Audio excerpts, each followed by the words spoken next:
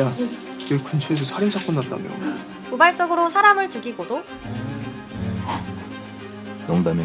엄청난 우연의 연속으로 모든 증거가 사라지는 기이한 능력을 가진 주인공 이탄과 그를 지독하게 쫓는 형사 장난감의 이야기를 다룬 넷플릭스 드라마 살인 장난감. 설 연휴 첫날에 개봉해 지금 온 커뮤니티를 들썩이게 만들고 있는데요. 오늘은 이 드라마를 재밌게 보셨을 여러분들을 위해 오영이가 비하인드를 비롯한 살인 장난감의 TMI를 정리해왔습니다. 시청 전에 구독과 좋아요 한 번씩만 부탁드려요. 살인 장난감은 네이버 웹툰에서 2010년 7월부터 2011년 6월까지 연재된 동명의 웹툰을 원작으로 하는 드라마입니다. 사인은 지옥이다 연출을 통해 원작 웹툰을 초월했다. 영화보다 더 영화 같은 미친 연출력을 구사했다. 고평가받는 이창희 감독이 연출을 맡았죠. 그럼 군말 없이 바로 TMI로 들어가겠습니다.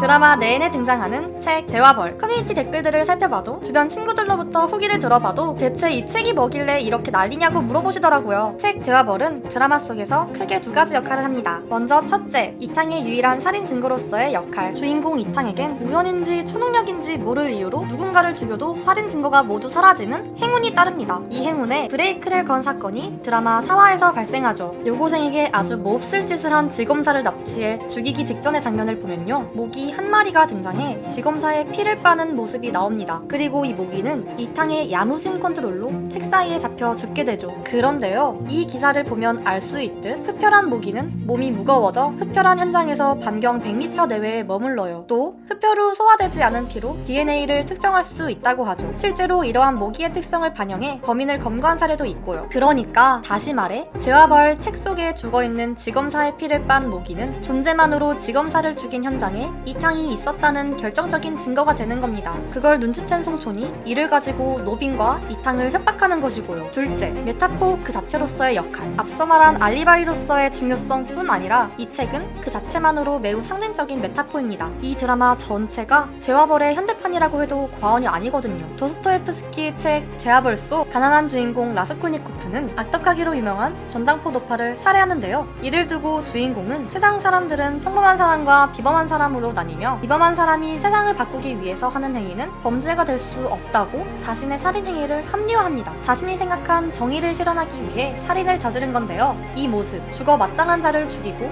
그것이 정의롭다고 생각하는 드라마 속 인물들을 떠올리게 하지 않나요? TMI로 원작 웹툰에선 SG 워너비에게 저작권료를 지불하고 죄와 벌 음악을 사리지키기까지 하면서 죄와 벌의 메타포를 더욱 부각시켰는데요. 드라마에선 해당 씬들을 덜어내며 메타포의 강렬함을 약화시킨 듯 하네요. 드라마 극초반부, 이탕은 지루한 일상에서 벗어나 캐나다로 워킹 홀리데이를 떠나고 싶다고 말합니다. 로키 산맥을 특히나 가고 싶었는지 로키 산맥이 멋들어지게 담긴 풍경을 방 안에 걸기 위해 편의점 사장님한테 망치를 빌리고, 그리고 그의 첫 살인이 시작되어버리고 마는데요. 원작에선 이런 내용이 없죠? 네, 이 부분은 드라마 각색 과정에서 새롭게 추가된 설정입니다. 원작에선 경품 행사에 당첨돼 받은 시계를 걸기 위해 망치를 빌리거든요. 원작 웹툰이 연재되던 시점은 2010년. 그땐 방에 벽걸이 시계를 거는 일이 당연한 일이었지만 지금은 그때만큼 시계를 벽에 거는 게 일상적이지 않은 일이기도 하니 요즘 대학생들의 대중적인 관심사인 워킹홀리데이라는 요소를 추가한 것으로 보여요. 아니 근데 왜 하필 캐나다냐? 주인공 이탕을 연기한 최우식 배우의 국적이 캐나다라는 점 알고 계시죠? 이 점을 유머 포인트로 반영하려던 의도가 아니었을까 추측되네요. 1화 중반부 편의점 씬. 술 취해 진상을 부리는 아저씨 대신 계산을 하기 위해 편의점에 들어선 매너 좋아 보이는 아저씨. 동료가 진상을 부리는 이유를 친절하게 설명해주며 주인공에게 사과까지 건넵니다. 이때 현금 영수증이 필요하냐고 물어보는 주인공. 아저씨는 당황하며 현금 영수증이 필요 없다고 말합니다. 사실 이 장면 중요한 복선이었는데요. 바로 이 친절하고 매너 좋아 보이는 아저씨가 연쇄살인을 저질러 지명수배 중이었던 여부일이었기 때문. 현금 영수증을 발행하기 위해선 개인정보를 말해야 하는데 개인정보를 말하면 바로 체포 엔딩이기 때문. 다시 보시면 당황의 말까지 더듬는 배우의 연기 디테일을 감상하실 수 있습니다. 다짜고짜 200만원 입금하라던 이분. 원작에선 100만원을 요구하던 인물이었지만 물가 고려해서 따박따박 200만원을 요구하시더라고요. 연기를 너무 잘해서 이마 빡빡치게 만들던데 드라마 속에선 얼굴 절반을 가린 화상 자국으로 못 알아보신 분도 많았겠지만 이분 그분이에요. 기생충 신스틸러였던 피자가게 사장님. 언니 팬이에요. 아니 1993년생이시던데 정말 동안 아닙니까? 제 최애 영화마다 신스틸러로 등장하시는 분인데요. 이번 드라마에서 보여준 신들린 연기력으로 다음 넷플에선 주연 하나 맡으실 듯.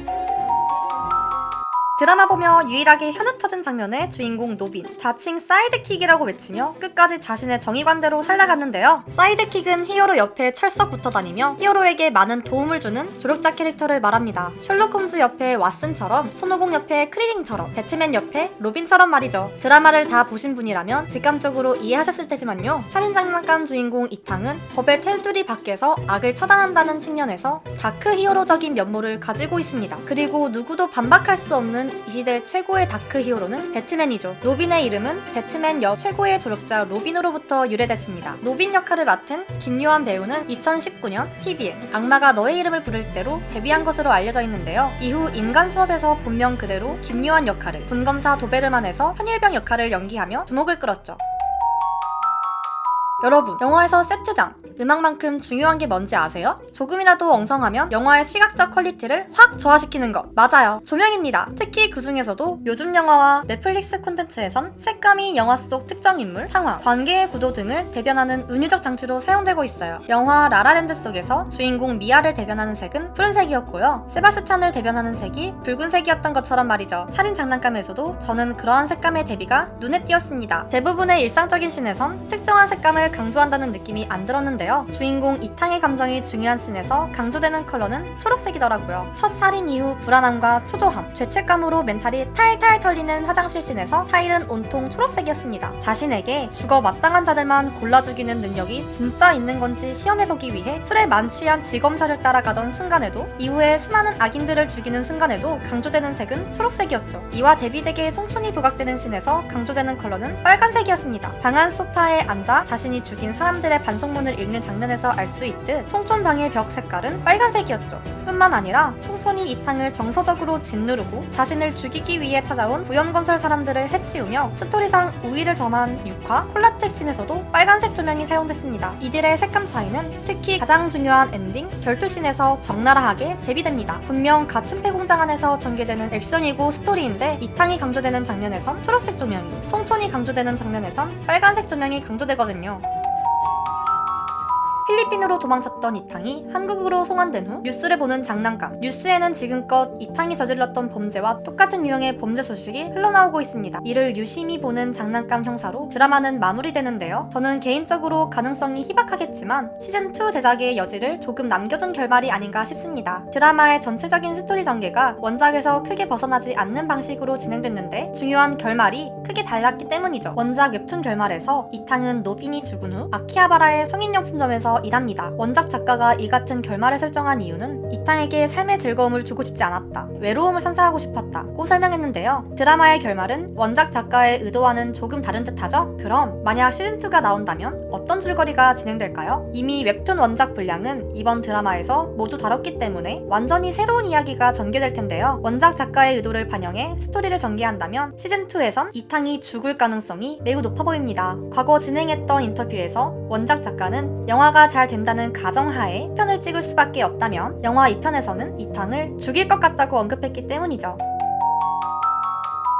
개인적으로 생각하는 웹툰 살인장난감과 드라마 살인장난감의 가장 큰 차이점은 주인공들 뒤에 존재하는 배경 그 자체가 아닐까 싶은데요. 웹툰 원작 살인장난감은 4컷 만화로 진행됩니다. 그 속에서 등장하는 주 조연은 물론 사건이 벌어지는 장소, 상황 모든 묘사가 정말 단순한 선과 면으로 표현됩니다. 저는 독자가 미술적인 상상력을 펼칠 수 있는 원작의 그림체와 설명 방식이 퍽이나 마음에 들었습니다. 그래서 이번에 드라마로 각색한다고 했을 때 독자들이 머릿속으로 그린 살인장난감을 시각적으로 잘 구현할까? 기대 반, 걱정 반이었는데요. 오호라! 별이 5개! 이랬는데 열이 됐습니다.